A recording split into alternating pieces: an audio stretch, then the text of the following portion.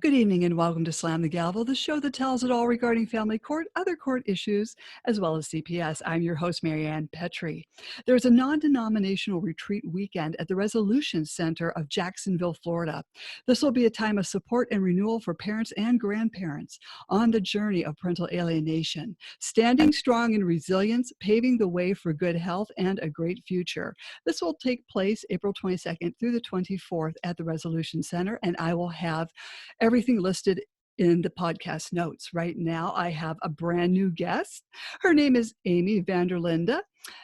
She is parenting educator with decades of experience helping children and families. 6 years ago, Amy uncovered her truth that she has the ability to feel the other person's physical and emotional sensations thanks to a rare hereditary trait known as Mirror Touch Synesthesia. When her mirror touch traits reached their peak, Amy developed a near psychic intuition of other people's subconscious thoughts and feelings. Despite being initially overwhelmed by her next level perception, Amy's first thought was, how can I use this to help people? Now she brings you the best of what she can do, helping you create new neural pathways and create your best life. Amy is broadening her scope from parenting education to the field of personal development, with a special focus on parents, children, and families experiencing pathogenic parenting. And I welcome you to the show, Amy van der Linde. How are you? I'm very well, thank you. Thank you, Maryann. I'm so glad to have you on. We have a lot to learn from you. I hope so, and probably learn together. Definitely. Learn together as we have a conversation together. Right, because you had definitely, I'm so sorry, you had been on NPR and I listened to your interview and my friend listened to it. Yes. And she says, oh, I feel like the same way I can pick up on people's thoughts and emotions too. You know, it was we had a good conversation. Yes. And so, you know, we need to know more about you. Okay, well, so mirror neurons were discovered through the macaque monkey. And I'll just tell you this science project that they did with some macaque monkeys. And this was I think in the late 80s. And I might not be correct there, so please, I apologize about that time issue. But let's imagine that there are 3 monkeys, and there are 2 on one side of a fence that is see-through and 1 on the other. What they did is they hooked all the monkeys up with to see the neurological pathways that were going on in their brain. And monkey A was on the side of one fence with monkey B. And he handed a banana to monkey B, and monkey B's brain lit up. But not only did monkey B's brain light up, but monkey C, who was separated from the monkeys and was not even receiving a banana, his brain lit up as if he too had received it. And he was mirroring monkey B. And that's, okay, so those are mirror neurons. So all of us have mirror neurons. And to me, I mean, I'm no doctor, but how I understand mirror neurons as a mirror touch synesthete, and I'll quickly explain what that is. Do you know what synesthesia is, Maryann? I'm not sure. I don't know. Well, I see that you're probably very artistic, maybe, and I see a lot of guitars and stuff like that there. So people who are more right-brained and artistic typically I believe, okay, seem to me to have more mirror neurons, because it's hard to let me back up just a second. Okay. So mirror neurons are like when we're copying each other, okay? Let's do a little test. So you're looking at me, I'm looking at you. Can you just shake your hands a little bit? Shake your hands, both hands, both hands. There's 1, Okay. Yeah, let go of whatever you have in your hand. Okay. So, and the audience can do this as well. The audience can do the same thing. So I am looking at you, you're looking at me, and I want you to take, oh, the audience can't do this, but I want you to take your hand Mm-hmm. and go like this. Okay. Now, Okay. okay. Can you tell the audience what you just did? I am patting my cheek a little bit, With which not hard, hand? With with my which hand? right hand. Right. Now, was it hard for you to remember which one? No. No? Okay. Well, you said with my right hand. So I saw the other thing that happened was you also lifted your left hand. Why did you also lift your left hand? Because Did I you thought you were, almost, I think you were going to ask me to do it again with the left hand. but when I lifted up, okay, let's do this again. I'm going to do something differently because we have to start again. Because what I saw was that your left hand almost touched your face. Mm-hmm. So let's do this differently. Okay, I am going to turn around and you stay sitting your way. I'm going to turn around. Okay, Okay. now go like this with your head. Okay, I touched my head with my right hand, and so did you. I Mm-hmm. was turned around. We were both facing the same way. Mm-hmm. When I was facing you, you almost hit your left hand on your left cheek, but I was touching my right. So it took Mm-hmm. you a moment because I believe that you're probably pretty empathetic. Is Mm-hmm. that true? Right. Right. And people who are more empathetic, who I believe they use their right brain more. Mm-hmm. Okay, they're using their right brain more. And one of the reasons I say that is, I'm just going to interject here, but have you heard of Jill Bolte Taylor? No, I have not. Okay, she has a TED Talk about the brain, and I want people to listen to this TED Talk because it's fantastic. It's by Jill Bolte Taylor, and it's called My Stroke of Insight. And what happened to her is that she was a neuroanatomist, and her she began to have a stroke one day on the left hemisphere of her brain. So she speaks about what was happening, and that when she realized that she was having a stroke, she knew she had to contact the hospital Mm-hmm. and to get an ambulance. She explains how difficult it was for her to get the numbers, to even see the numbers, because the left brain was damaged. Mm. So she goes through, so the whole stroke, she found herself working on her language skills for 8 years. She was unable to talk, and her reason for practicing learning how to speak again was so she could tell us about the brain and the Mm-hmm. difference between the right and the left. So when I was talking about being an artist and stuff, that's kind of more of our right brain. We use our right brain more with that. Mm-hmm.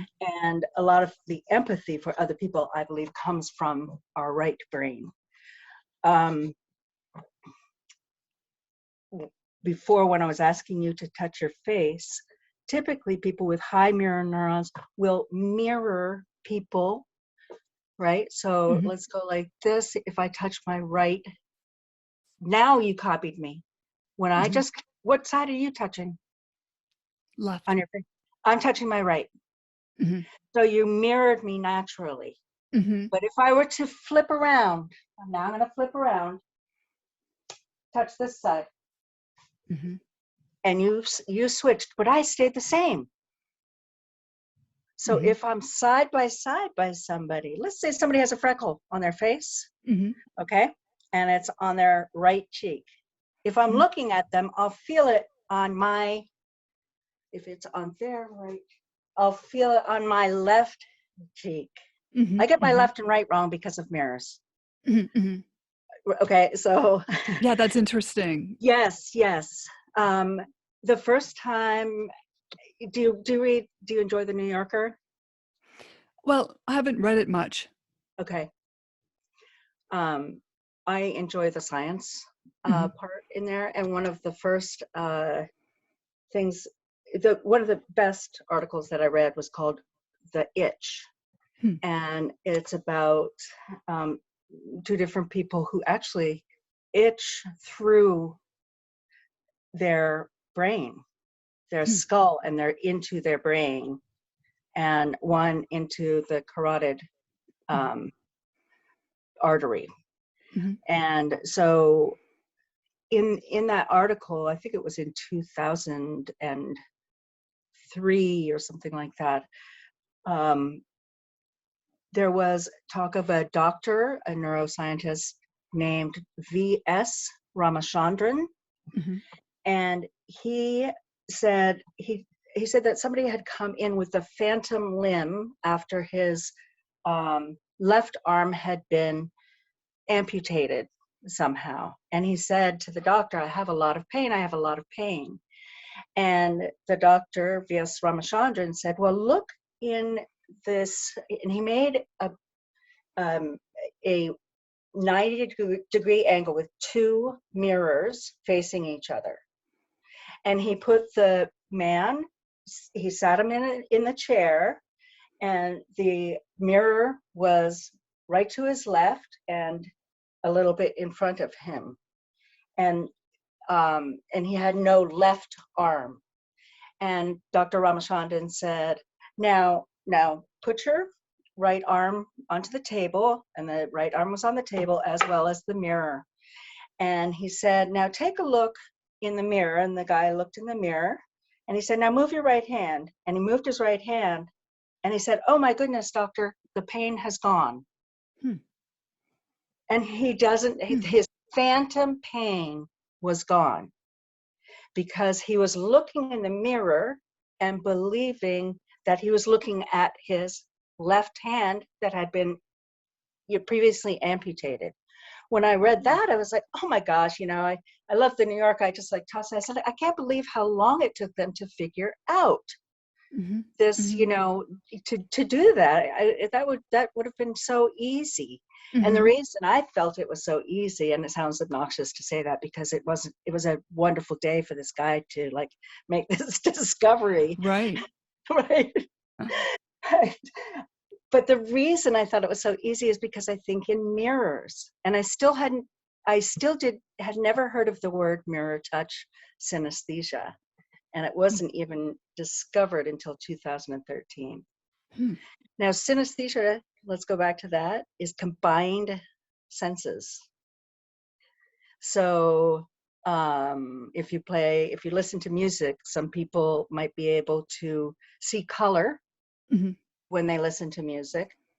Um, if you look at a picture um, of coffee in a magazine and it has steam coming out, you might say, that smells good. So you've combined two senses, but only one sense is there, your visual. Mhm. But your visual and smell are coming together, right? So, and Right. I believe that mirror touch. Now, synesthetes are supposed to have like very hyper-connected brains, Mhm. meaning I think what they mean by that is um, I feel like it's that my senses are connected, Mhm. all five senses together, which makes it almost like my brain is kind of very infantile, because Mhm. when we're an infant, we come out and we have all our brain, everything messed up, and it's only Mhm. when we do the sorting system Mhm. that we put it into smell and taste and Mhm. maybe I didn't sort those as well. Mhm. So there is a talk by Dr. V.S. Ramachandran on TED Talk. It's called "The Neurons That Shaped Civilization." Hmm. And the reason I want to bring it to your attention here is because many of the people listening are going to have high mirror neurons. Why? Because they are very empathetic. How do I Mhm. know they're empathetic? Because they're not willing to hurt their children to be able to see them. They're not. They'd rather even sometimes pull back in order to not hurt their children. So they're empathetic, and this is the the it's almost as if many of us balance out the lack of empathy that may have come from our partners. Mhm. So I want to talk about how that can affect you physically, emotionally, um, personally, with your relationships and communication with other people, right? Because we actually, pathological parenting and this type of thing that happens, as you know, um, it's about communication, patterns of communication, Mhm. right? Were you in a pattern of communication that was unhealthy? Oh, sure. Yeah. Can you think of in your past an example of a pattern of communication that you? Well, I mean, there's been so many. You know how you're verbally abused? I mean, there's been so much verbal abuse, either in the courtroom or from, you know, um, the opposing client. You know, um, I don't know. I have so many stories. I don't know which one to tell. Right. Well, one thing that I discovered, it wasn't only, communication with my co-parent, but it's communication internally about myself. Mhm, And I was, I'm artistic, and I was, my house can get very messy very quickly because I have projects going on and um, simultaneously. uh-huh, So, but I was at a point where I couldn't take care of everything at one time, with all the stuff that I had. So I mhm, decided to. I was listening to another TED talk, Marie Kondo, mhm, and she did the book about decluttering your house, the Japanese art of um, decluttering your house. And I listened, and she convinced me very quickly that this was something I really needed to do. So I ran out to Barnes and Noble, and instead of coloring my house with it, I'm sorry, Marie Kondo, but I actually read the book there, and I read it really mhm, fast. And I had about a week on my own to go through a house of 4 people, and I did her mm, steps, which is honestly, it's very, very helpful, especially also for this group that mhm, has so much to juggle. When you have a space that has less stuff, getting rid of it can really help you, I think, emotionally and physically even. mhm, What was happening with me was I found some um, photographs, and I looked at the photographs, and these words came to myself about myself, like lazy, coward, conceited, unhappy, unworthy, all these different things. And I wanted to get rid of the photos to be reminded of myself. mhm, I mhm, didn't like me at this point. mhm, So you know, she said that photos are one of your last things to do, and I just mhm, put them away in the closet because I couldn't look at them. mhm, mhm, And then a couple of months later, about a year later, I went back to the photos, and I was no longer saying those words. I was hmm, no longer calling myself these horrible words that had been ingrained in me for mhm, so mhm. long. And um, and I'd like to talk about how I did that. Um, Yeah, that would be great. yes, yeah, because I think we're all walking around having these thoughts that we don't really hear. Mhm, Like, when you think about it, do you really hear your your monkey brain talking to you, quote unquote, your monkey? mhm, No, something that goes on all day, and it can mhm, be mhm, just a fleeting thing, mhm. right? Oh, klutz or something like that. If you step on a puddle, it Yeah, can go like on all day. li Yes. like intrusive thoughts. Mm-hmm. Mm-hmm. Mhm, Right. And if you've had several years of hardship with communication with a co-parent, mhm, um, I guarantee that you're going to be saying this a lot. And really, it's our job as as independent people to change our minds about ourselves, because everybody's valuable, right? Mhm. Everybody's valuable. So how are we going to change our minds? Um, I'm also a former piano teacher. Have you ever taken piano? Oh, yes. Yes. Did you Oh, like it? yes. Oh, definitely. Oh, that's great. Yeah. Then I have to ask you, did you practice? I p had a teacher in grade school, and then when I was 10 years old, I I don't know, my mother had Moonlight Sonata, the page open, so I just sat Yes. down and I just started playing it, and she Right. ran down the hall and said, "What are you doing?" And I said, "I'm just playing this," and she said, "We've gotta get you a higher end teacher. It's time," Wow. Wow. So, and did she, once you took lessons, were you required to practice? Yes, You were. yes. And that was that okay with you? Oh, yes, definitely, I loved it. Oh, how so nice. Mhm, mhm. That's really nice. Um, uh, so let me ask you, do you think that and did you have a regular practice time? Gee, yes, I would say Okay. yes. Okay. So I'm asking all these questions because what were you doing during those years? Mhm, You were carving out new neural pathways, true, yes. right? Right. Mhm, So if we think of communication as kind of like language, it is, and music is kind of like communication, mhm, we know that we can create new neural pathways for everything and mhm, anything, right?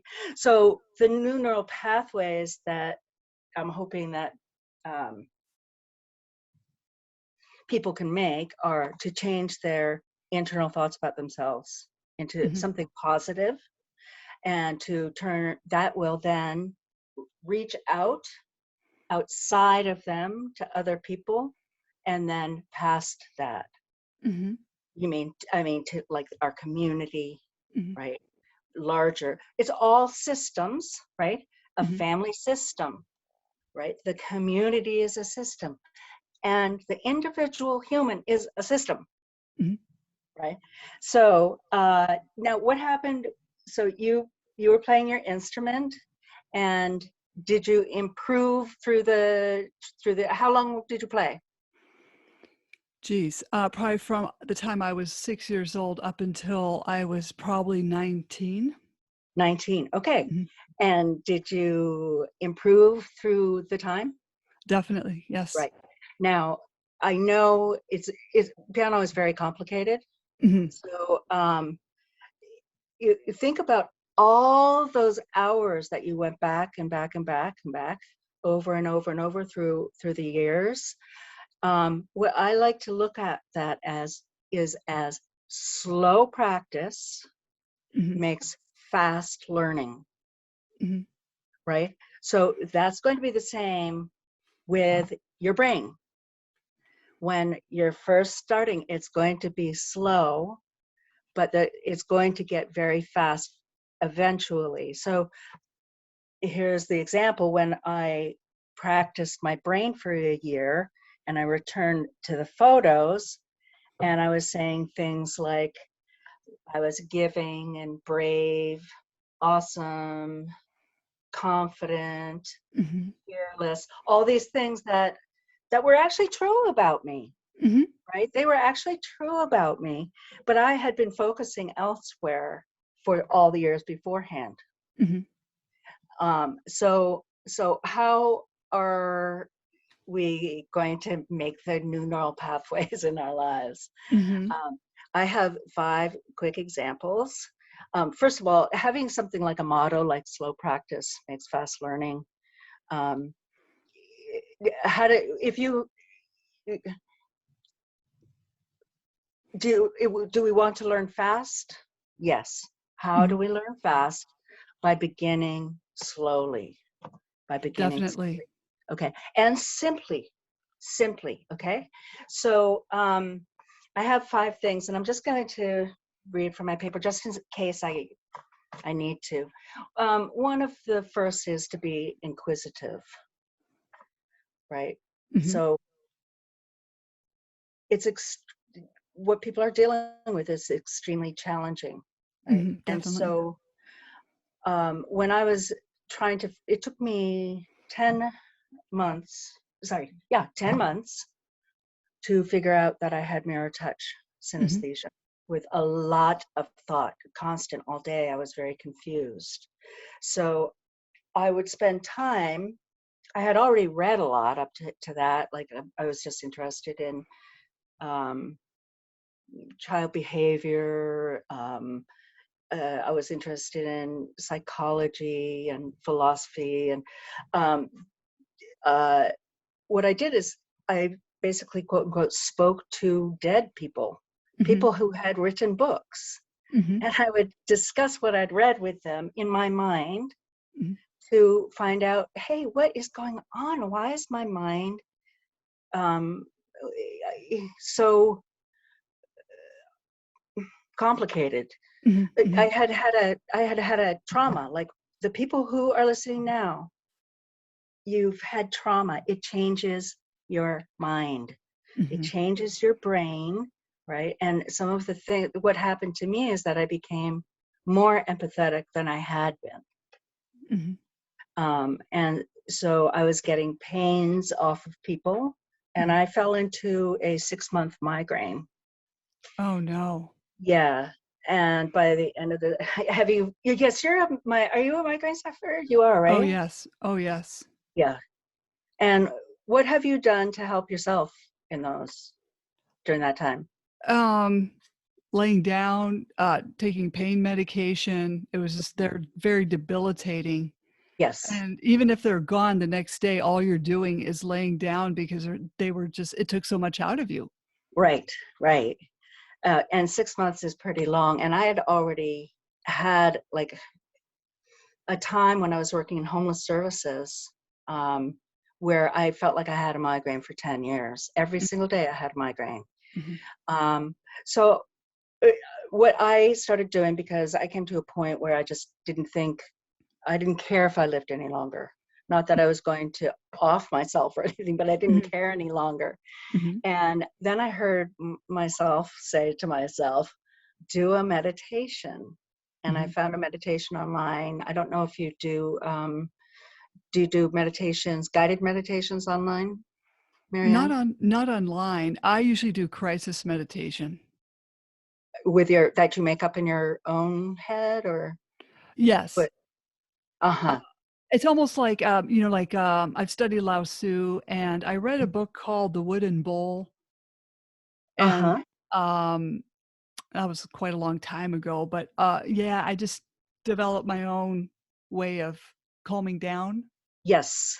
Yes. Well, meditation is very helpful. The one that I did was it was guided by a woman named Jody Whiteley, and she's on YouTube.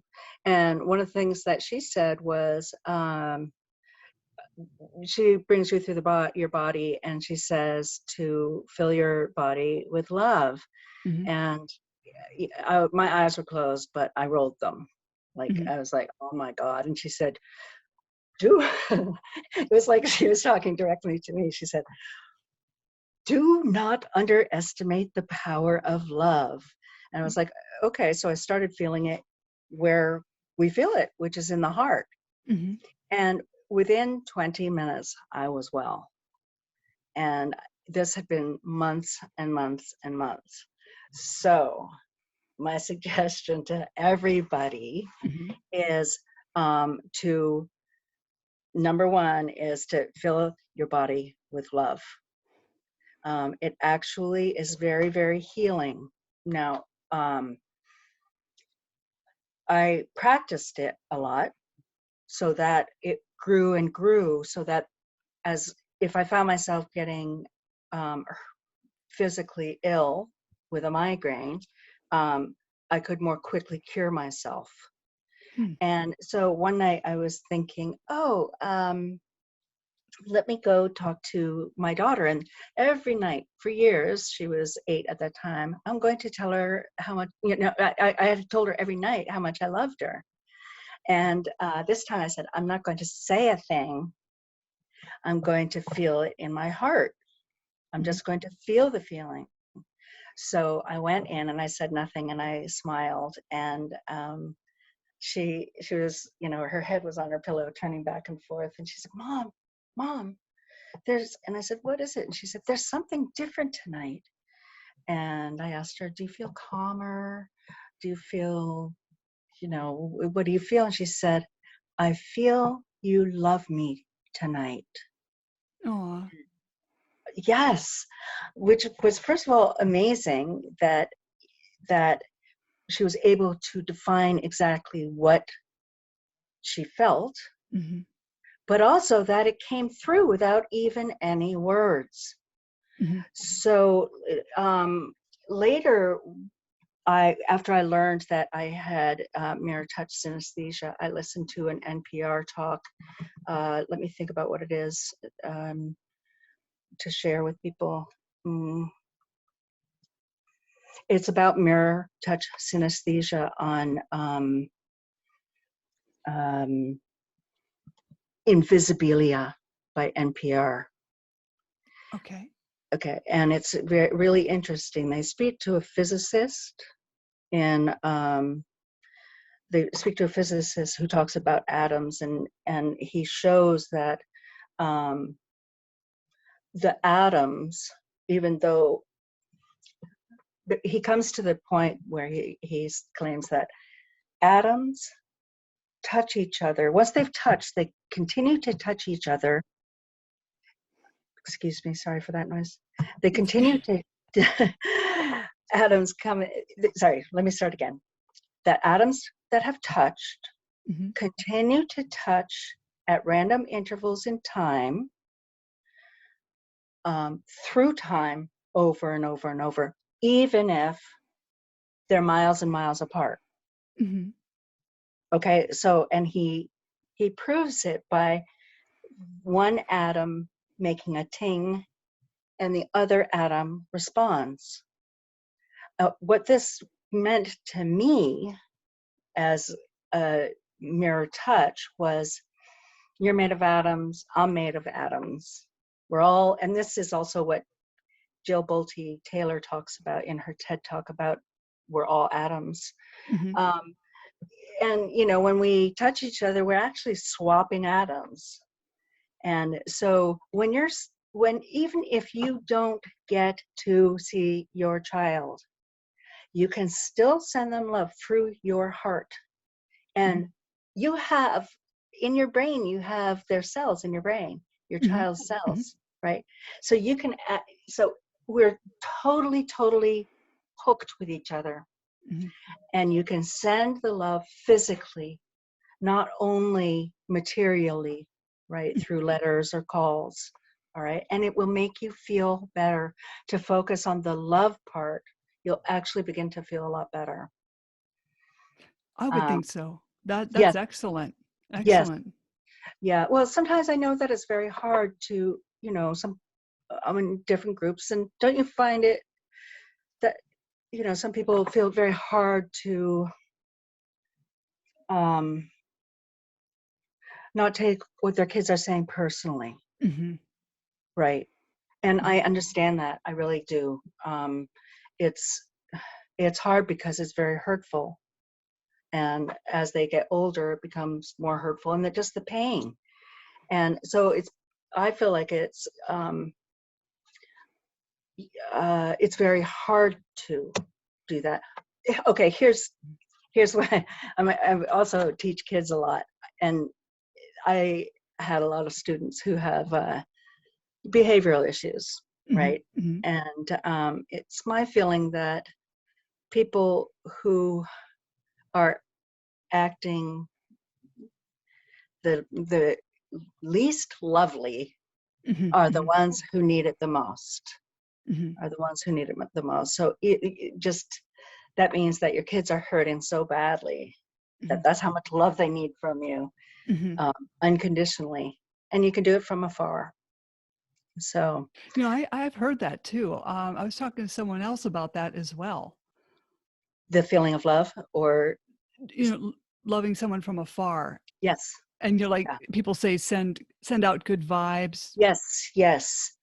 I think things are changing a little bit, actually, because I think that science is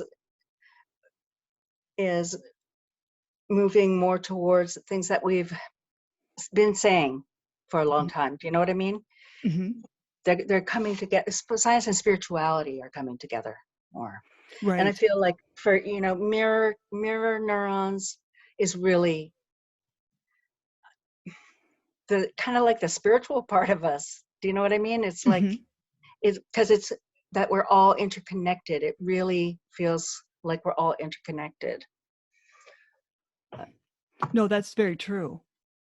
If we're copying people, right? Mm-hmm. Mm-hmm. Have you ever seen? I like to watch like little tests on people in about psychology and their brains and stuff like that. And I think there's this guy named David. Oh, he's so good. Oh, I can't remember, but what they did is they filmed people who thought they were going to see a doctor in a room, Mm-hmm. or they were, but they made a setup somehow so that every time there was a bell, everybody would stand up, and then to be able to sit down, you did a clap clap or something like that, and everybody would sit down. So a new person would come in, and the first time everybody would do it, and the new person was like, what's happening? But by the third time, Mm-hmm. that person was joining in and standing up for no reason, but everybody else was doing it. Stand up when they heard the bell, clap when it was time to clap, and sit back down. Hmm. So, so that's mirroring. That It's not is. only mirroring, but it's just like also just repetitive stuff. We're following the crowd, Mm-hmm. Right. following the crowd. Right. I'd like to give a couple more examples of things. I wanted to talk about, have you ever heard of Maria Abramovic or something? I think I have heard that name. Abramovic, there we go. Mm-hmm. She had an art show at the, was it the MoMA? I don't know where it is. I think it was the MoMA, where she sat in a chair for 7 hours a day in a red dress, and she would close her eyes, and a person would come up and sit on a chair opposite her. There was a table in between the two, the guest and Marina, Mm-hmm. and she would close her eyes after the last person and then open them up once somebody had been seated. And she'd do this over and over and over again. And people would look into her eyes and look back, and she never spoke. People weren't supposed to, she didn't speak the whole time. She only looked at them. And people would burst into tears. It was a very, very moving piece. And she did it, I think, for 3 months or something. Afterwards, what they did is they hooked her up with other people, with brain scans and stuff. Mm-hmm. And they did the same thing with her, looking at other people, right? Mm-hmm. Versus just a normal person who didn't do that art show for that Mm. long, Okay. right? And they found that Marina, actually, she was mirroring the brain of the other person at a much higher level Hmm. than people who hadn't been empathetically just looking and mirroring people, Mm-hmm. which she had been doing in her art show. And she actually calls herself a mirror for society.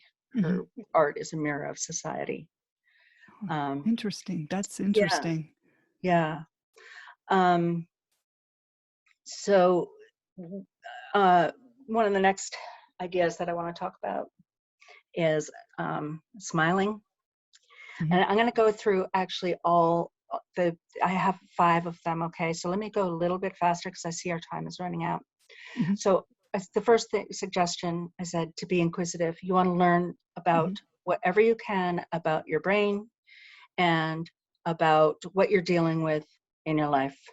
If you're Mhm. dealing with parental alienation, then get as much information as you can. I recommend going on YouTube and listening to Dr.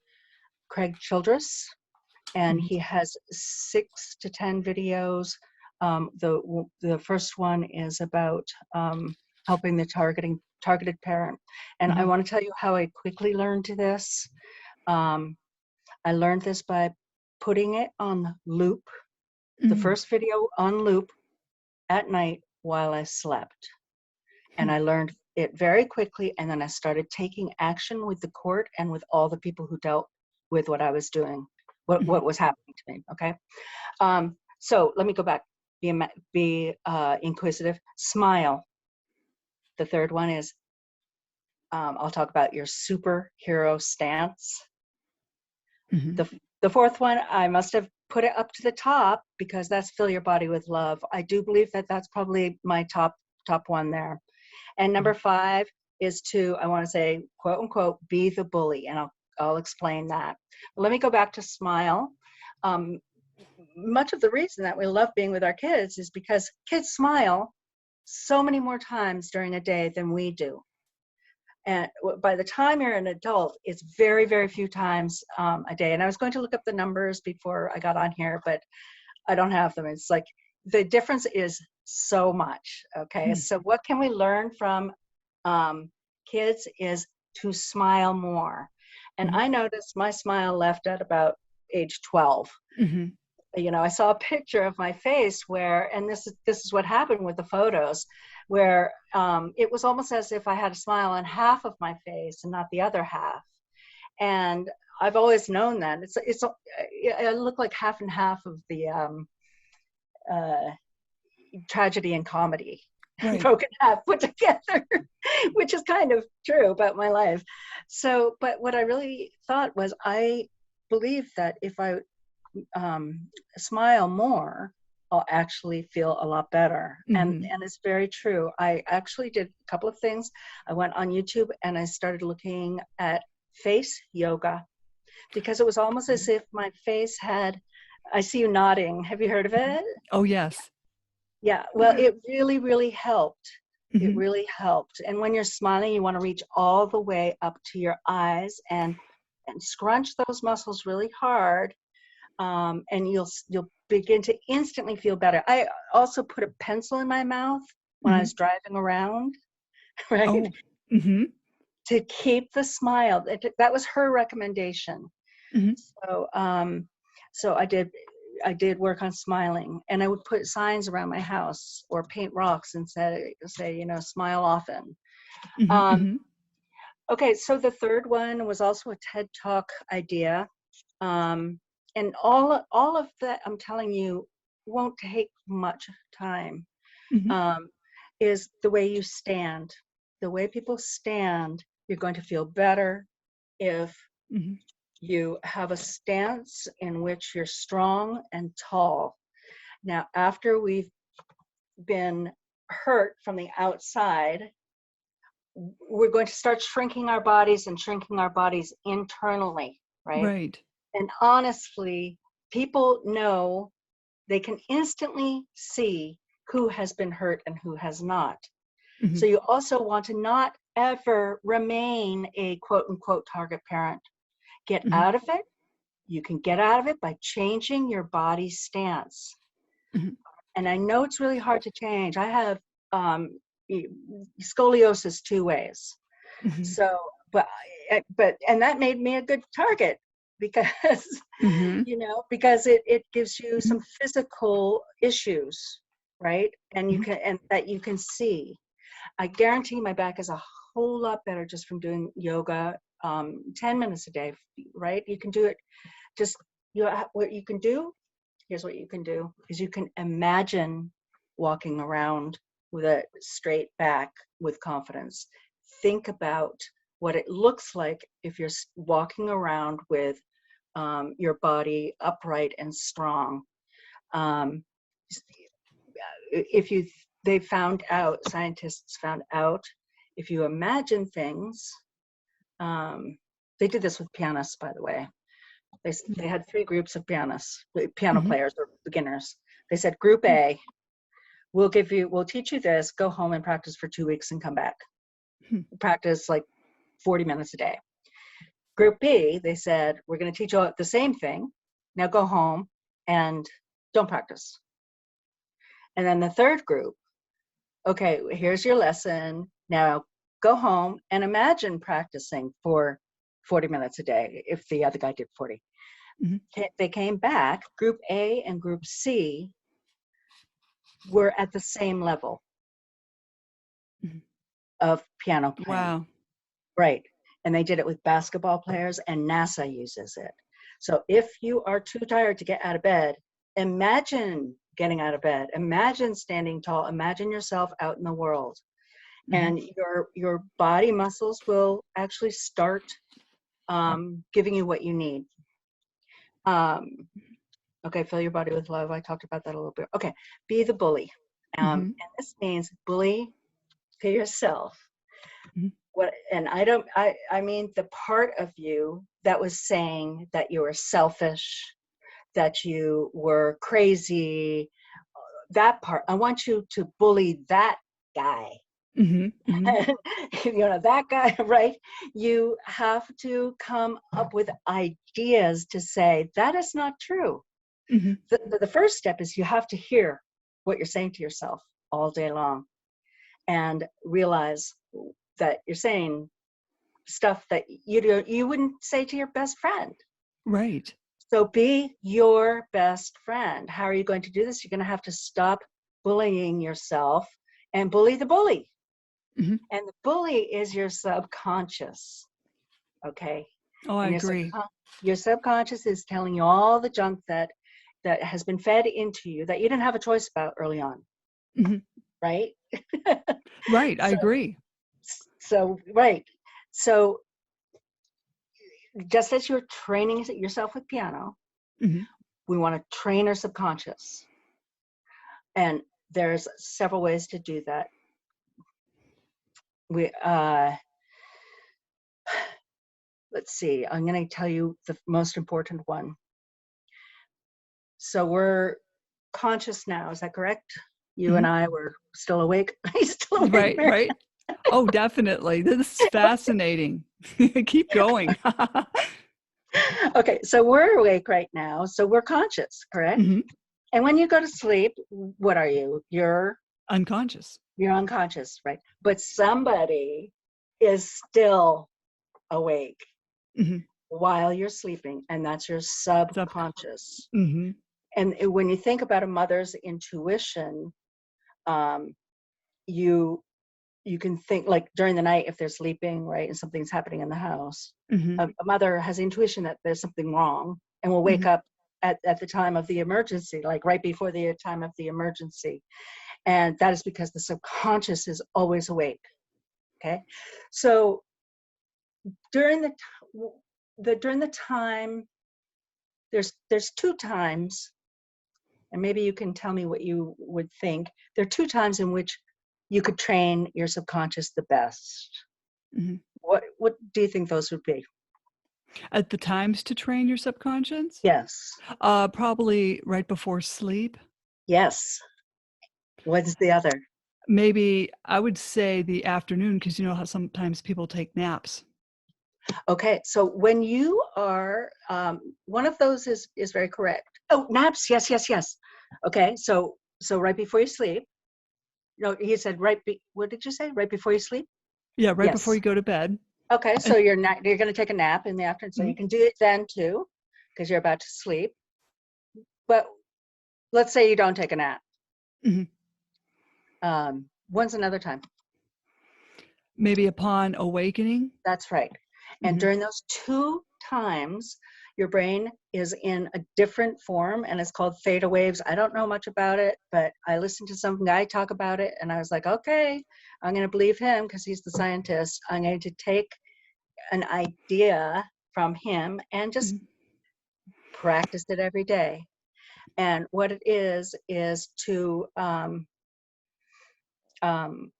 train your subconscious at those 2 times by telling your subconscious what you want in the future, writing it down. So, Maryann, we have a lot of people listening who right now see their children. Mhm. Right now they're saying, I want to see my children. Mhm. Right? When they finally see them, what will they be saying at that time? When they finally see them? I can't believe I'm seeing my children. Seeing. Okay, good. So you have seeing. That's present continuous. What else? We are. Or once the kids left, I Mhm. can't believe I I'm seeing them. saw my, am seeing. Okay, I love it. Am seeing. Okay, Mhm. so how can you, the gap between now when Mhm. we want to see them and when we are seeing them, or I saw them yesterday, you can also say something in the past. The gap between those 2 times is very, very uncomfortable, especially for parents like us. Mhm. So how can we more quickly bring the future to now? How can we do that? By retraining our subconscious. And we do that by lying to our subconscious that what we want is already done. Mhm. Okay, so I want to see my children.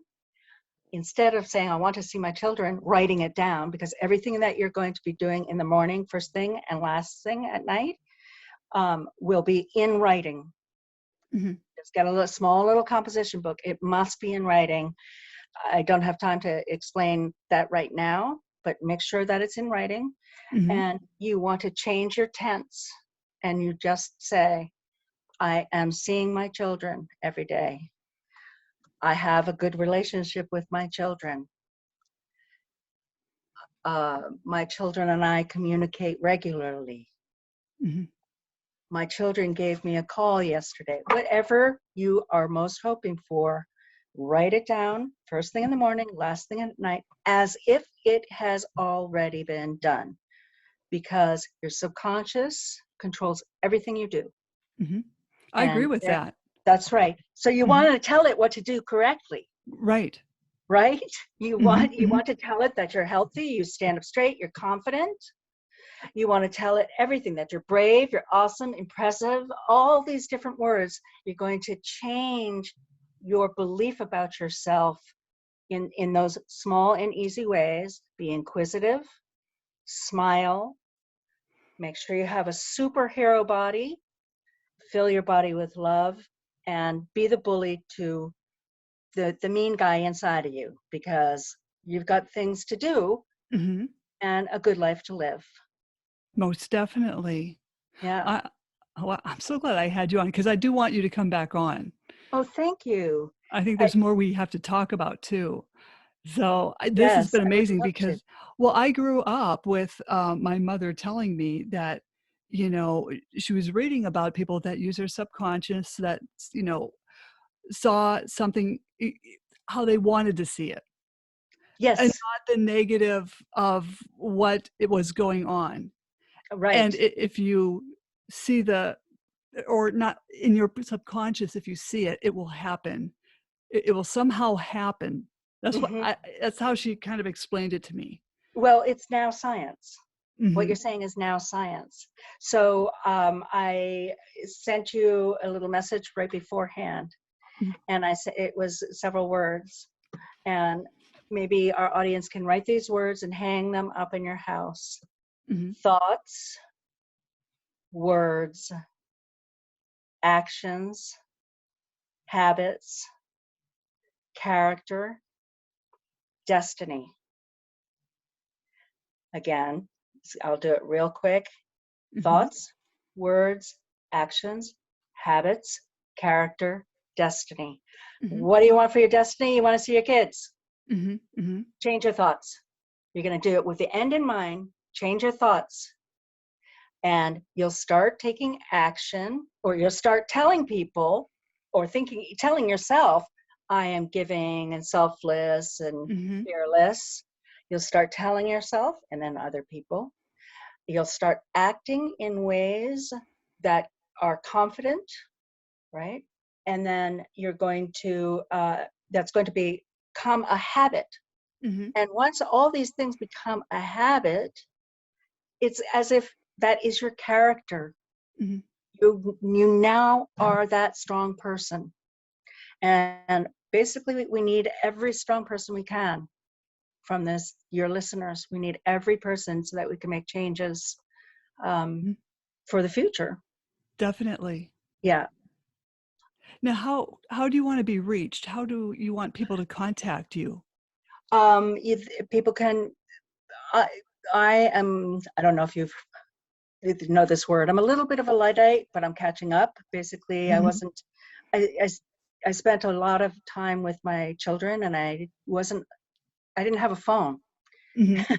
because I wanted to watch my children and spend time with them. And Mhm. so I'm kind of slow on the social media, but that doesn't mean that you're unable to contact me. I will contact you back. People can contact me at yes, please help now at gmail.com. And it's all one word. Yes, please help now at gmail.com. And it's Amy Vanderlinde. You can just call me Amy. Oh, this was excellent. I cannot wait to have you back on. This was so Thank you, Maryann. positive, and we need to hear positive. Yes. Think positive, think positive, think, think, Mhm. think, think. They think, and so it shall be. Do you remember that movie, The Gladiator? And he was saying right prior to battle, um, something to that effect. You know what? I think that the next time we talk, we should be talking about things like that because I want to. That kind of hooks into with me saying that what we said before is Mhm. now becoming science. Like the gladiator said that, Mhm. right? Mhm. We have to think like the gladiator and act like the gladiator and create the strength within ourselves and the happiness or whatever we want to be by taking all that information that we've had over the years, all the way since caveman, Right, you right. know. Definitely. Uh-huh. Is there anything else you'd like to add? I'd just like to thank you, and I look forward to talking with you next time and learning more about how I can help other people and move the movement, Mhm. move the movement. I think this So was a big help today too. I totally thank you. appreciate that. Thank you. Well, So, don't jump off. Slam the Gavel's a okay. podcast to help the public understand what really goes on in these family courtrooms. I'm your host, Maryann Petri, author of Dismantling Family Court Corruption, Why Taking the Kids Was Not Enough, and Cry Out for Justice, Poems of Truth. Please join us again here in the future with Amy and other guests. Thank you again. Thank you. Thank you. Bye-bye.